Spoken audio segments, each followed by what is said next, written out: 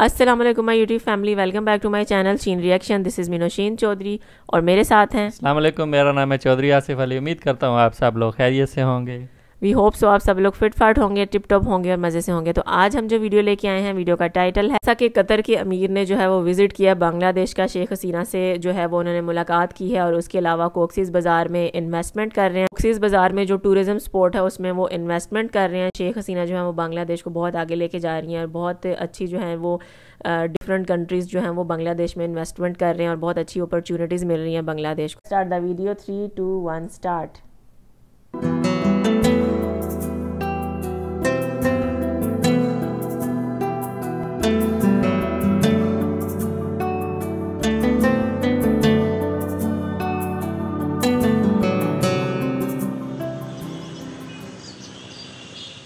দীর্ঘ ২ যুগ পর মধ্যপ্রাচ্যের প্রভাবশালী দেশ কাতারের আমির এসেছেন ঢাকায়। রাষ্ট্রীয় সেই অতিথিকে বরণে দুই দেশের পতাকায় সেজে উঠেছিল প্রধানমন্ত্রীর কার্যালয়। মঙ্গলবার বেলা ১০টার কিছু পরে বর্ণাঢ্য মোটর শোভাযাত্রায় দেশটির আমির Sheikh Tamim bin Hamad Al Thani পৌঁছান প্রধানমন্ত্রীর কার্যালয়ে। টাইগার গেটে তাঁকে ফুলেল অভ্যর্থনা জানান প্রধানমন্ত্রী।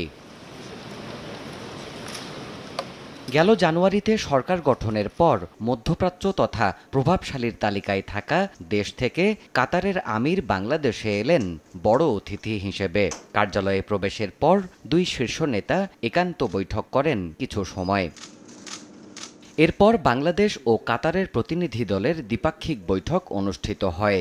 এতে দুই দেশের পক্ষে নেতৃত্ব দেন সরকার প্রধান শেখ হাসিনা এবং আমির হামাদ আল থানি। প্রায় ঘণ্টাব্যাপী চলা ওই বৈঠকে উত্থাপিত হয় দুই দেশের বিভিন্ন ইস্যু। আলোচিত হয় প্রাধান্য এবং অগ্রাধিকারে থাকা ইস্যুগুলো নিয়েও। উচ্চ পর্যায়ের এই বৈঠক নিয়ে পরে এক বিজ্ঞপ্তি জারি করে সরকার, যেখানে বলা হয় বিদ্যুৎ, জ্বালানি, প্রতিরক্ষা, খাদ্য নিরাপত্তা, শিক্ষা খাতের বিষয় উঠে আসে বৈঠকে। এ সময় আরও কর্মী নেয়ার আহ্বান জানান শেখ হাসিনা। পাশাপাশি কক্সবাজারে একটি পর্যটন স্পট এবং বিশেষ অর্থনৈতিক অঞ্চল প্রতিষ্ঠায় বাংলাদেশের প্রস্তাব আমলে নিয়েছে কাতার সরকার। এছাড়া চলমান জ্বালানি সহযোগিতা অংশীদারিত্বের সম্পর্কে উন্নীত করার বিষয়েও দুই পক্ষ একমত পোষণ করে। আলোচনার এসব পর্ব শেষে কূটনৈতিক দলিল স্বাক্ষরের আনুষ্ঠানিকতায় যোগ দেন শেখ হাসিনা এবং হামাদ আল থানি। দুই নেতার উপস্থিতিতে ঢাকা দোহার মধ্যে সই হয় 10টি দ্বিপাক্ষিক দলিল। এর মধ্যে রয়েছে 5টি চুক্তি এবং 5টি সমঝোতা স্মারক। বিনিয়োগ ও বাণিজ্য সম্প্রসারণ, দ্বৈত কর পরিহার, সাগরপথে পরিবহন, আইনগত সহযোগিতা বিষয়ক চুক্তিতে সই করেন দুই দেশের মন্ত্রীরা। এছাড়া শ্রমশক্তি, বন্দর পরিচালনা, কূটনৈতিক প্রশিক্ষণ সহযোগিতা, উচ্চশিক্ষা এবং বৈজ্ঞানিক গবেষণা খাতেও সহযোগিতা বাড়াতে সমঝোতায় সই করেন দুই দেশের প্রতিনিধিরা। আমির Sheikh Tamim bin Hamad Al Thani প্রথমবারের মতো বাংলাদেশ সফর করলেন। তাই তার সম্মানে এই সফর স্মরণীয় করে রাখতে রাজধানীতে একটি সড়ক ও পার্কের নামকরণেও সম্মান জানালো সরকার। মিরপুরের কালশী থেকে ইসিবি চত্বর পর্যন্ত সড়ক এবং সেখানে একটি নির্মিতব্য পার্ক এখন থেকে পরিচিত হবে হামাদ আল থানি অ্যাভিনিউ হিসেবে। প্রধানমন্ত্রীর কার্যালয় থেকেই এসব আনুষ্ঠানিকতা চলে আমিরের সম্মানে। 2 দিনের সফরে ব্যস্ত সময় পার করে মঙ্গলবার দুপুর 3টার কিছু আগে বিশেষ ফ্লাইটেই ঢাকা ছাড়েন কাতারের আমির।